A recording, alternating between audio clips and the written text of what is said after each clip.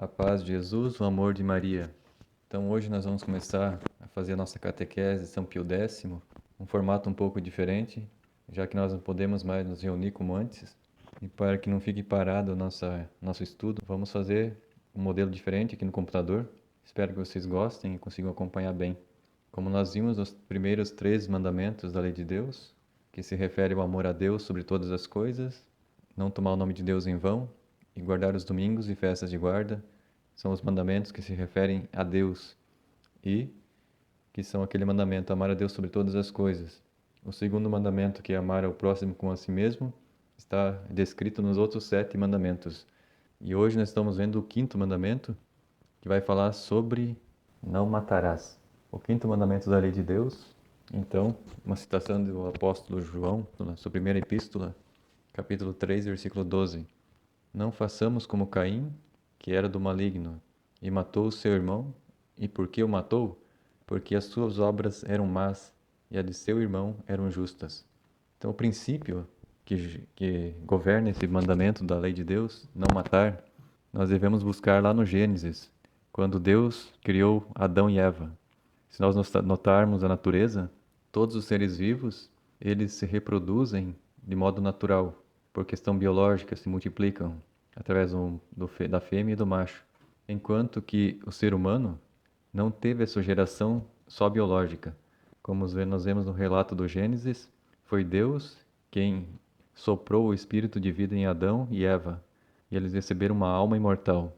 Dessa forma, o ser humano está acima de todos os outros animais, porque é a imagem e semelhança de Deus.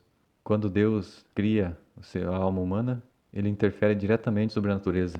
Isso significa que Deus continua criando a cada momento. A cada nova criança que é concebida, Deus está colaborando. Enquanto os pais se unem e geram a parte biológica do ser humano, do filho, Deus está ao mesmo tempo criando uma alma humana e infundindo essa alma humana nesse pequeno ser vivo. Então, quando Deus cria, Ele é o dono da vida. E um princípio que governa todo esse mandamento, se nós percebermos, tudo que existe no universo é de propriedade divina. Nada, absolutamente nada que existe no universo está fora da soberania divina, do poder dele, e ele é dono de tudo, ele que mantém tudo na existência, ele que deu a existência a tudo. Até mesmo o livre-arbítrio que ele deu ao ser humano, ele deu para que nós usássemos para escolher o bem, para escolher a coisa certa. Tudo é dele. Se nós tivermos sempre presente esse princípio, vai ser mais fácil entendermos esse 5º mandamento que fala em não matar. Então vamos iniciar então aqui a primeira pergunta que São Pio X coloca, número 412. O que nos proíbe o 5º mandamento? Não matarás?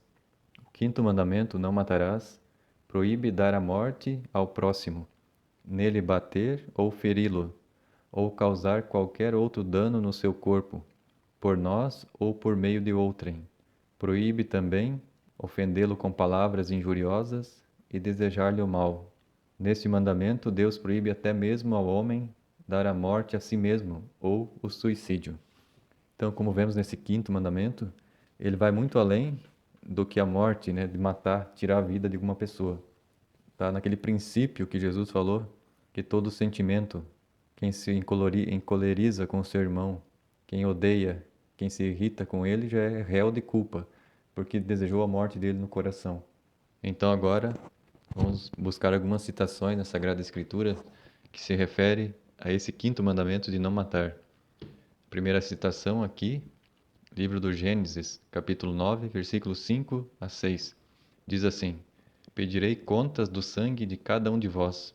Quem derramar o sangue do homem, pelo homem terá seu sangue derramado, pois a imagem de Deus o homem foi feito.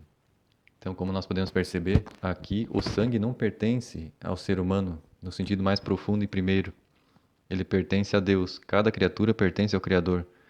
A partir do momento que uma criatura tira a vida do outro, ela está interferindo diretamente num direito que é divino. Ele é o dono de todas as coisas e de todos os seres vivos. Quando a pessoa assassina outro, ela tira a vida de uma pessoa que poderia viver vários anos. Ou quando comete um aborto, essa criança poderia se desenvolver e viver 70, 80 anos, e uma outra pessoa vai, por seu livre-arbítrio, usado mal, de forma incorreta, ela mata um ser humano no ventre da mãe, E essa criança que poderia ter vindo ao mundo, poderia ser um grande cientista, um grande padre, uma pessoa de muita importância para a sociedade, um médico, alguém que poderia fazer grandes descobertas na ciência, e essa pessoa não teve a chance de vir ao mundo. Usando mal o livre-arbítrio, o ser humano interfere diretamente na vida, naquilo que pertence unicamente ao Criador, e interrompe o processo natural. O começo e o fim da vida tem em Deus a sua origem e o seu fim. Uma outra citação também em Êxodo, capítulo 23, versículo 7, diz assim: Não matarás o inocente nem o justo. Nós percebemos aqui então que no Antigo Testamento havia ainda essa noção de olho por olho, dente por dente. Quem mata vai ser morto. A resposta vinha na mesma altura. Mas aqui ainda preferentemente por conta o justo, né? A pessoa que era boa, que fazia o bem, logicamente injusta, né? Uma morte injusta, sem dever nada. E o castigo por aquele que matasse um inocente era a morte. Também, no Novo Testamento, no Evangelho de Mateus, capítulo 5, versículo 22, versículo 21, 22, Jesus dizendo: Ouvistes o que foi dito aos antigos: Não matarás. Aquele que matar terá de responder no tribunal. Eu, porém, vos digo: todo aquele que se encolerizar contra seu irmão terá de responder no tribunal. Também foi dito, também seguindo então aqui a passagem, capítulo, versículo 38 e 39, Jesus vai continuar dizendo: Tendes ouvido o que foi dito, olho por olho, dente por dente. Eu, porém, vos digo: não resistai ao mal. Se alguém te ferir a face direita, oferece-lhe também a outra. E também Jesus continua, no versículo 43 e 44, Tendes ouvido o que foi dito: amarás o teu próximo e poderás odiar o teu inimigo. Eu, porém, vos digo: amai vossos inimigos, fazei o bem aos que vos odeiam, orai pelos que vos maltratam e perseguem. Perceba então que no Novo Testamento houve uma mudança de enfoque. Com Jesus, que é o próprio Deus que se fez homem, aquela lei do tabelião, olho por olho, dente por dente, muda. Jesus muda essa lei e apresenta um novo princípio, uma nova regra de vida do cristão, guiada pela graça e pelo Espírito Santo, onde não vai ser mais retribuído o mal com o mal, mas a forma de cortar toda a raiz do mal é combatê-lo em si mesmo, na própria alma, não odiando os inimigos, mas rezando por eles. E quanto à questão do não matarás, nós vemos aqui no Apocalipse de São João, capítulo 22, versículo 15, que vai dizer aquelas pessoas que praticam o mal e que não vão se salvar, que não vão entrar no reino dos céus, ou seja, que vão para o inferno, se não houver o arrependimento dos seus crimes. Então, São João vai dizer assim: ficarão de fora os cães, os feiticeiros, os adúlteros, os homicidas, os idólatras e todo o que ama e pratica a mentira. Então, nessa lista de pecados mortais que aqui São João coloca, entre eles estão os homicidas, aqueles que tiram a vida das outras pessoas, ou tiram de si mesmas com o suicídio. Agora, então, vamos voltar para o Catecismo de São Pio X, no ponto 413. 413. Por que é pecado grave matar o próximo? Porque o que mata usurpa temerariamente o direito que só Deus tem sobre a vida humana. Porque destrói a segurança da sociedade humana. E porque tira ao próximo a vida, que é o maior bem natural que ele tem nesse mundo. Bem explicado, São Pio X diz que a vida é um direito unicamente de Deus. Ele dispõe a existência, ninguém pede para nascer. Ele dá a existência como um dom, mas ele permanece sendo o Senhor da vida. Ele é a própria vida e ele quer essa vida de volta. E não quer que ninguém interfira na lei natural, tirando a vida de outra pessoa. Porque isso não só tira um direito natural que a pessoa tem de viver, Deus quis dar a vida para a pessoa e não deve ser o outro ser vivo que vai lá tirar a vida dele, que interfere diretamente no direito divino.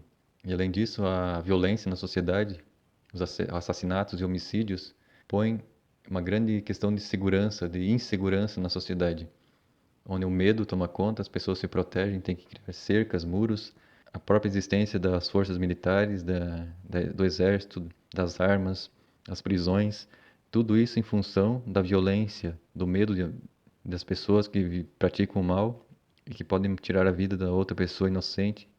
Agora vamos para o ponto 414. Haverá casos em que seja lícito matar o próximo? É lícito tirar a vida do próximo.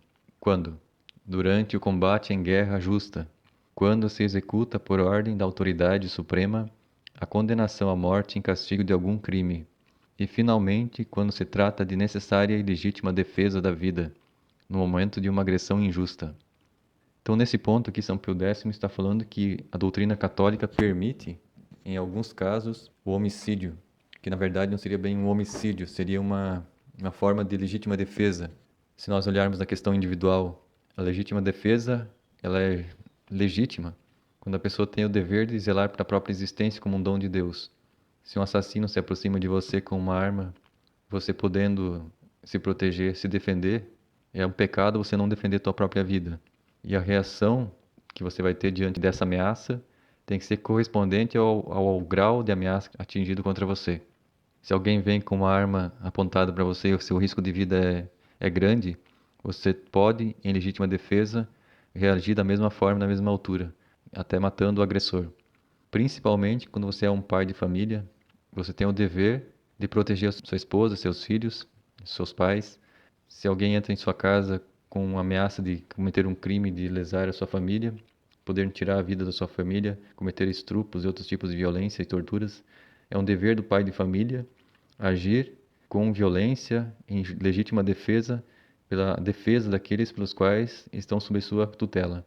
A mesma situação se projeta na sociedade civil, no país. Quando o país está sendo ameaçado, é justo uma guerra em legítima defesa.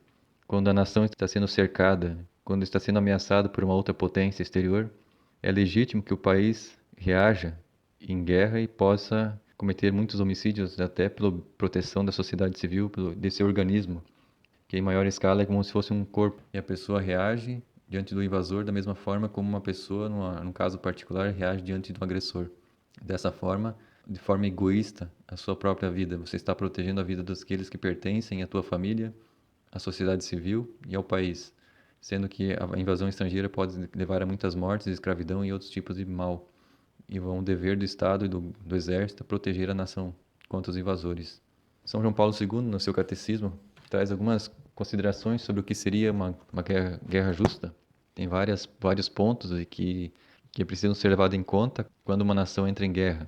Tem que ter muita prudência, saber se realmente está sendo ameaçada, se a ameaça é proporcional ao risco de entrar numa guerra. Até mesmo a ação de entrar em guerra sem saber de que tem condição de vencer também é uma imprudência, preciso levar em conta. Compensa às vezes se render ao estrangeiro do que combater e levar à morte de toda uma nação. Também, aqui São Pio X comentou sobre por exemplo, um soldado recebe uma ordem de um superior para executar uma vítima que foi condenada à morte pelo poder civil. E São Pio X fala que esse soldado está agindo com legitimidade e não será culpado pela morte daquele condenado. Como nós percebemos, não é a Igreja Católica que mata. Ela reconhece que o poder civil, como nós vimos em outros momentos, tudo tem a sua origem em Deus. Toda autoridade civil, temporal e espiritual tem origem em Deus. E a Igreja sempre reconheceu que a autoridade civil também tem origem divina. Então, as penas que o poder civil impõe aos criminosos correspondem ao nível, à grandeza das agressões, do risco para um criminoso para a sociedade. É claro que hoje em dia nós temos as penitenciárias, o próprio nome penitenciária é de origem religiosa da Igreja Católica, que tem a ver com a penitência. As pessoas que cometiam crimes na Idade Média, elas iam para esses locais e ficavam presas para se penitenciarem, para se arrependerem de seus pecados, e uma forma de expiação também, uma espécie de purgatório na terra, onde a pessoa paga a pena pelas suas culpas. Mesmo recebendo o perdão religioso de um sacerdote, a pessoa ia para esse local para expiar a pena, os danos do seu crime.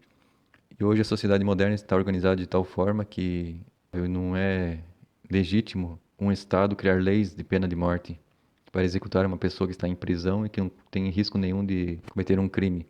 Se a pessoa ficar lá por uma pena perpétua, ela nunca causar dano à vida de outras pessoas na sociedade. A única forma de pena de morte que a gente reconhece nesses mandamentos de São Pio X é a legítima defesa, ou seja, diante de um risco iminente de que sua própria vida esteja em risco, ou das pessoas que você ama, tua família, teus conhecidos, teus parentes, ou da própria nação. Em outros casos, matar uma pessoa que está presa e está sob domínio do poder do Estado não se encaixaria nesse quinto mandamento da justa defesa. Então, buscando então na Sagrada Escritura algumas citações que correspondem a essa realidade, em Romanos, capítulo 13, versículo 4, está dito assim por São Paulo: pois é serva de Deus para o seu bem. Ele está falando da sociedade civil. Mas, se você pratica o mal, tenha medo, pois ela não porta a espada sem motivo. É serva de Deus, agente da justiça para punir quem pratica o mal. E também São Pedro, na sua primeira carta, vai dizer assim: seja aos governantes, como por ele, Deus, enviados, para punir os praticantes do mal e honrar os que fazem o bem. Então nós percebemos aqui nas duas citações do Novo Testamento que o poder espiritual que a Igreja Católica possui, né, São Pedro e a Igreja Católica, reconhecem que o poder civil tem origem divina, os governantes, e eles têm o poder da espada em seu favor, eles podem usar para punir os que praticam o mal e ameaçam a sociedade. E no Catecismo da Igreja Católica, capa amarela de São João Paulo II, no número 2265, 2266, 2267, vai falar assim de legítima defesa. A legítima defesa pode ser não somente um direito, mas um dever grave para aquele que é responsável pela vida dos outros. Os legítimos detentores da autoridade têm o direito de repelir pelas armas os agressores da comunidade civil pela qual são responsáveis. A legítima autoridade pública tem o direito e o dever de infligir penas proporcionais à gravidade do delito. O ensino tradicional da Igreja não exclui, depois de comprovadas cabalmente a identidade e a responsabilidade do culpado, o recurso à pena de morte, se essa for a única via praticável para defender eficazmente a vida humana contra o agressor injusto. Então perceba que no Catecismo de João Paulo II, ele ainda reconhece a doutrina tradicional da Igreja da pena de morte, podendo ser aplicada pelo poder civil.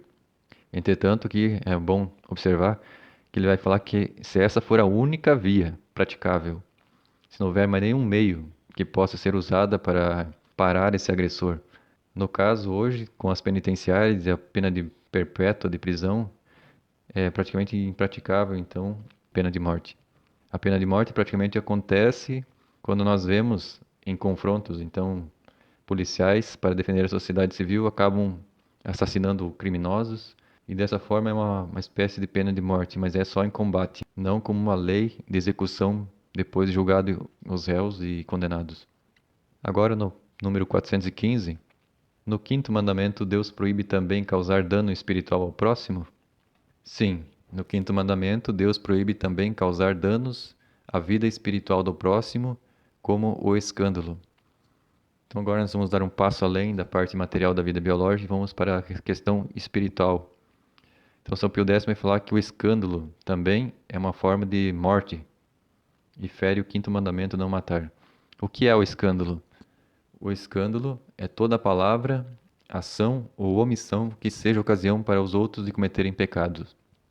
Ou seja, o escândalo tem a ver com um mau comportamento, um mau testemunho de um pecado. Uma pessoa que tem a gravidade de ser testemunho, de ser cristão, com seu mau testemunho leva o inocente a cometer um pecado também. Vamos ver aqui na Sagrada Escritura, então, uma citação. Em Mateus, capítulo 18, versículo 7, vai dizer assim, Jesus falando: caso alguém escandalize um desses pequeninos, melhor será que lhe pendure ao pescoço uma pesada mó e seja precipitado nas profundezas do mar. E também, em Lucas, capítulo 17, versículo 1, Jesus vai dizer assim: é inevitável que hajam escândalos, mas ai daquele que os causar. E o Catecismo da Igreja Católica vai dizer assim no número 2284: o escândalo é a atitude ou o comportamento que leva o outrem a praticar o mal. Aquele que escandaliza torna-se o tentador do próximo. Uma falta grave se, por ação ou omissão, conduzir deliberadamente o outro a uma falta grave. Como nós percebemos, então, tanto nas citações da Sagrada Escritura quanto no Catecismo da Igreja Católica, o escândalo é uma forma de tentação. A pessoa que tem a responsabilidade de ser um exemplo para a comunidade. Todos têm o dever de serem bons cristãos, mas aqueles que estão à frente, os líderes espirituais, quando causam um escândalo com os seus pecados, ou palavras, ou ações, eles levam outras pessoas a cometerem pecado também, pelo mau testemunho ou por achar que é legítimo tal comportamento porque o seu superior, o seu padre, o seu bispo fazem tais coisas. Por exemplo, embriaguez, licenciosidade sexual e outros tipos de pecados como calúnia, difamação, levam com que pessoas inocentes, mesmo que não façam o mesmo pecado que veem nas outras pessoas, se escandalizam de tal forma que acabam julgando a pessoa e acabam cometendo pecado por causa do pecado do outro, gerando uma cadeia de pecados. No 417 diz assim: é pecado grave o escândalo? O escândalo é um pecado grave, porque tende a destruir a maior obra de Deus, que é a da redenção, com a perda das almas, pois que ele dá ao próximo a morte da alma, tirando-lhe a vida da graça, que é a mais preciosa do que a vida do corpo, e porque é a causa de uma multidão de pecados. Por isso, Deus ameaça os escandalosos com os mais severos castigos. Então, aqui nós vamos ver aquela realidade da hierarquia de valores. Como o próprio Jesus falou no Evangelho, não temais aquele que mata o corpo, mas aquele que pode matar a alma e jogar no inferno. Ou seja, Jesus está falando que a realidade espiritual, a alma, é muito mais importante que a vida do corpo biológica. E que a vida da alma depende da graça, do estado de graça. A partir do momento que a pessoa perde o estado de graça, ela se põe num estado de inferno e de condenação. E muitas vezes o escândalo é o caminho pelo qual uma pessoa é direcionada a um estado de pecado mortal. Por causa do escândalo de uma pessoa, ela perde essa graça e os méritos da redenção do sangue de Cristo não são aplicados naquela alma e acaba perdendo a salvação eterna por causa de escândalos. Por isso, o escândalo é um pecado grave quando conduz a um pecado grave. Às vezes, o escândalo resulta em pecado leve, venial, mas aí em proporção ao pecado tem o seu peso. No ponto 418, diz assim: por que no quinto mandamento Deus proíbe ao homem dar a morte a si mesmo, isso é, suicidar-se? No quinto mandamento, Deus proíbe o suicídio, porque o homem não é senhor da sua vida, como não é da dos outros. A Igreja, portanto, pune o suicida com a privação do sepultamento eclesiástico.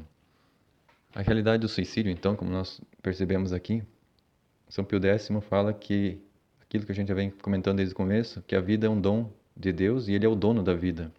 Todas as pessoas têm um dono. Eu tenho um dono, você tem um dono, o seu vizinho tem um dono, todos têm Deus por dono.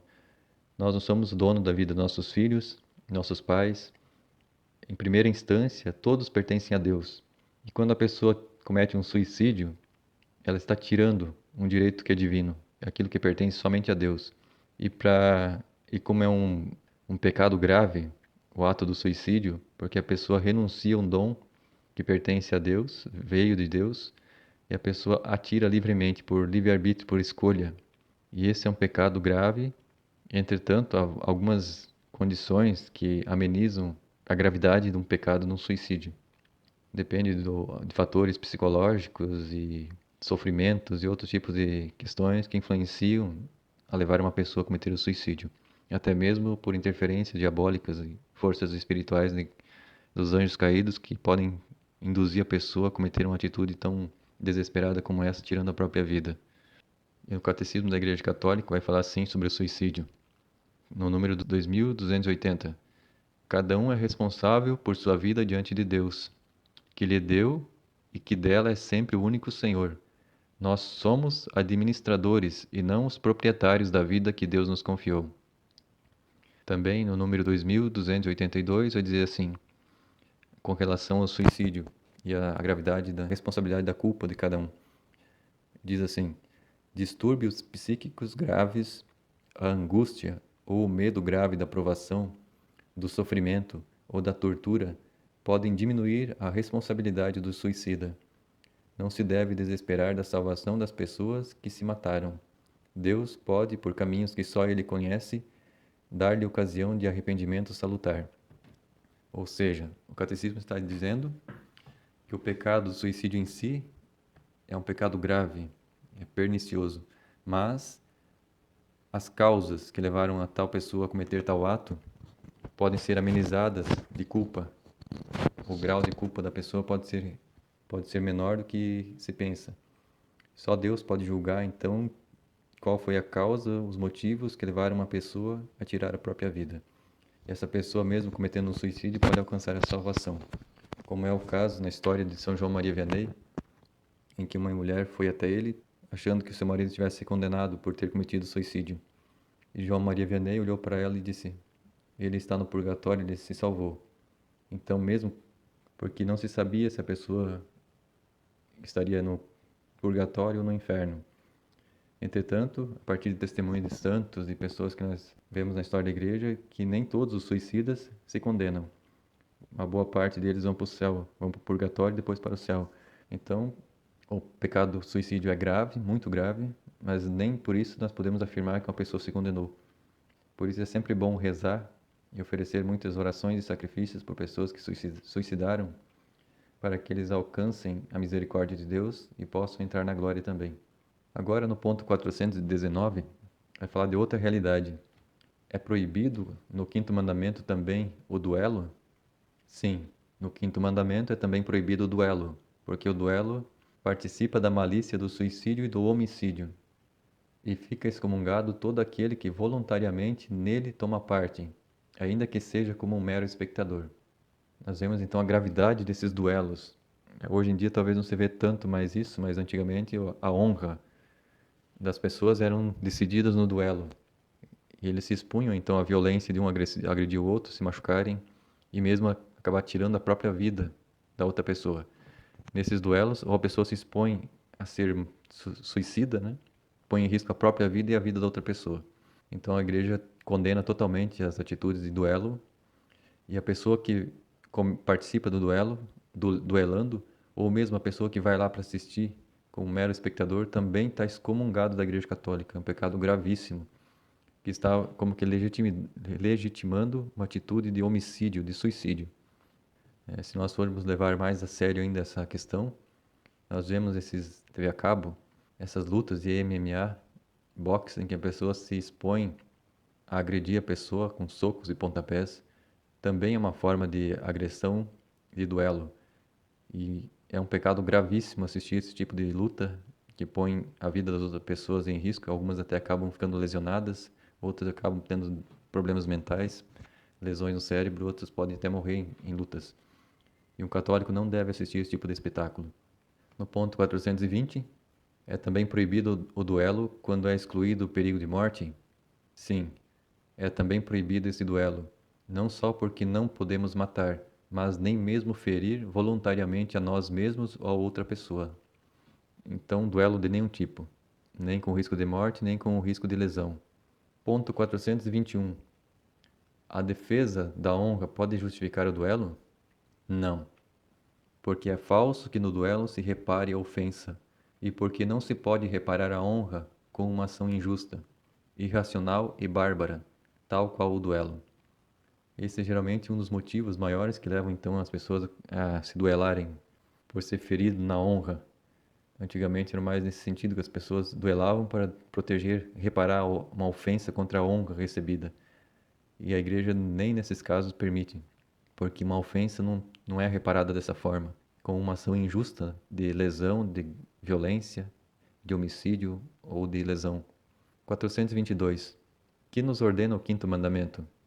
O quinto mandamento ordena-nos a perdoar nossos inimigos e os amemos a todos.